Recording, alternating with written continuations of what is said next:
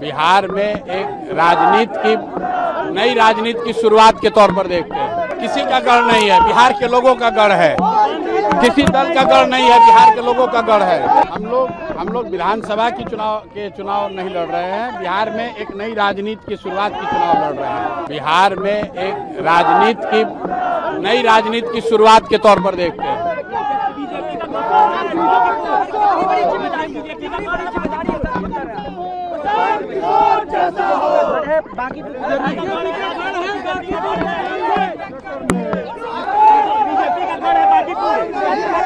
किसी का गढ़ नहीं है, बिहार के लोगों का गढ़ है। किसी दल का गढ़ नहीं है, बिहार के लोगों का गढ़ है।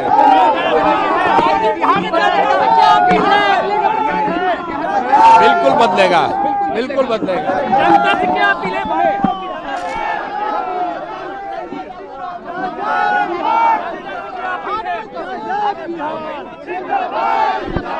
उम्मीदवार लगे उसको जो सबसे बेहतर उम्मीदवार लगे बिहार में एक नई राजनीति की शुरुआत के लिए उसको वोट कीजिए। चुनाव लड़वाया, चुनाव लड़ेंगे आप? बिल्कुल, पार्टी ने आदेश किया है तो लड़ेंगे। क्या लग रहा है, जीत तय है? क्योंकि बड़ा मुकाबला है सामने बीजेपी।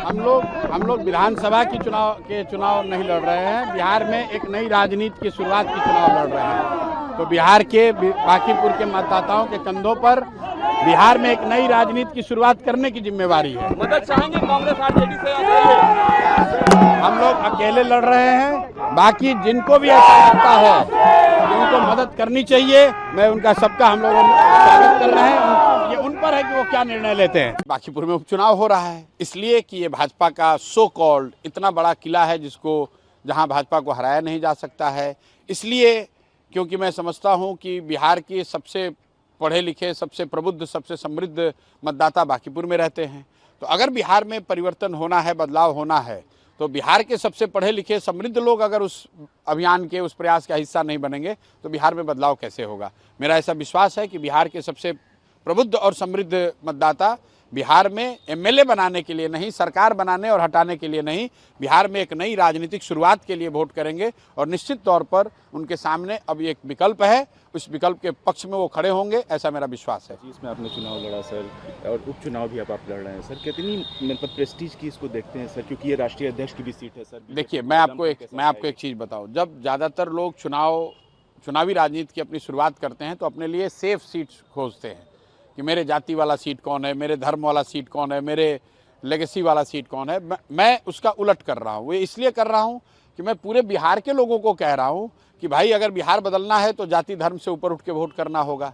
लालू जी के डर से भाजपा के डर से लालू जी को वोट करना बंद करना होगा। तो जो बात मैं पूरे बिहार के लोगों को समझा रहा हूँ, सिखा रहा हूँ, उसको प्रमाणित करने के लिए मैं खुद यहाँ ऐसे जगह से लड़ रहा हूँ जहाँ जाति धर्म के नाम पर वोट न मांगा जाए, जहाँ लोग लालू के डर से भाजपा के डर से लालू को 30 साल से वोट करते आए हैं। अब उनके पास ये अवसर है, उनके पास एक विकल्प है। लोग कहते हैं हम लोग के पास विकल्प नहीं है, उनके सामने एक विकल्प है। अब उनको निर्णय लेना है कि वो सही के साथ खड़े होंगे या फिर वही जाति धर्म के चक्कर में पड़ेंगे, लालू जी के डर से भाजपा और भाजपा के डर से लालू को वोट करेंगे। हालांकि इस बार वो डर है नहीं, क्योंकि सरकार जिसकी है वो तो बनी हुई है। तो जनता को अब एक निर्णय लेने का अवसर है और मेरा पूरा विश्वास है कि बांकीपुर की जनता सही निर्णय लेगी, न सिर्फ अपने लिए बल्कि बिहार के लिए, बिहार के लोगों के लिए, बिहार के भविष्य के लिए। क्योंकि बांकीपुर में भाजपा की हार बिहार में एक नई राजनीतिक शुरुआत का आगाज होगा। बांकीपुर में भाजपा की हार सम्राट चौधरी जैसे व्यक्ति के, चाल चरित्र चेहरा वाले व्यक्ति के नेतृत्व को चुनौती देगा और कहीं न कहीं भाजपा के नेतृत्व को ये स्वीकार करना होगा, उस पर काम करना होगा कि जिस व्यक्ति को उन्होंने राज्य की नेतृत्व जिनके हाथ में सौंपा है वो बिहार की जनता को, बांकीपुर की जनता को स्वीकार्य नहीं है।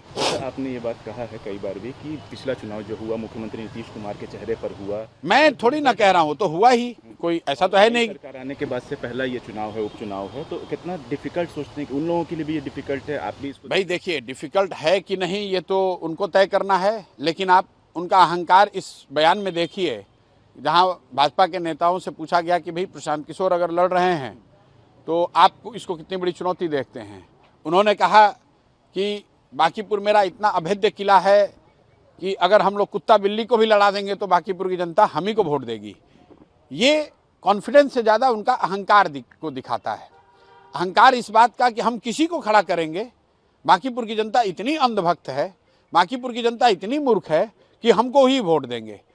आप जरा समझिए, बिहार के सबसे समझदार, प्रबुद्ध, समृद्ध मतदाता के बारे में जब भाजपा के लोग ऐसी सोच रखते हैं, तो बिहार के सामान्य लोगों के बारे में उनकी सोच क्या होगी। तो इस अहंकार के खिलाफ वोट पड़ेगा, सम्राट चौधरी के चेहरा, चाल चरित्र, चेहरा के खिलाफ वोट पड़ेगा। बिहार में परिवर्तन की एक नया आगाज हो, बदलाव की एक नई शुरुआत हो, इस बात के लिए वोट पड़ेगा। अच्छा, आपके अनाउंस करने के बाद से कि आप बांकीपुर का चुनाव लड़िएगा, उसके बाद से कांग्रेस की तरफ से कुछ लोग समर्थन कर रहे हैं, आरजेडी की तरफ से कुछ लोग विरोध कर रहे हैं, आपको क्या लगता है कि एकजुट हो पाएंगे? देखिए, हम लोग अकेले लड़ रहे हैं और ऐसा मानकर लड़ रहे हैं कि 4 लाख जो बांकीपुर की जनता है, मतदाता है, वो हम लोग के साथ है, उसका मेजॉरिटी हम लोग के साथ है। वो चाहे कांग्रेस का समर्थक नेता हो, कांग्रेस के समर्थक वोटर हों, आरजेडी के हों, भाजपा के हों, उसका एक बड़ा वर्ग साथ में हम लोग के है। और जनसुराज का जो 3 साल का प्रयास रहा है, यही तो प्रयास है कि आप जाति धर्म से बंधे रहे हैं, आप दलों के साथ प्रतिबद्धता से बंधे रहे हैं, आप नेताओं के पीछे भागते रहे हैं। एक बार इन चीज़ों से ऊपर उठकर अगर कोई सही व्यक्ति खड़ा है तो उसको वोट दीजिए, उससे बिहार का सुधार होगा। तो उस चीज़ को चरितार्थ करने का, उसको ज़मीन पर उतारने का, प्रमाणित करने का एक अवसर है। बांकीपुर की जनता, मुझे पूरा विश्वास है कि उस चीज़ को करेगी और 3 तारीख के परिणामों में वो आपको दिखेगा।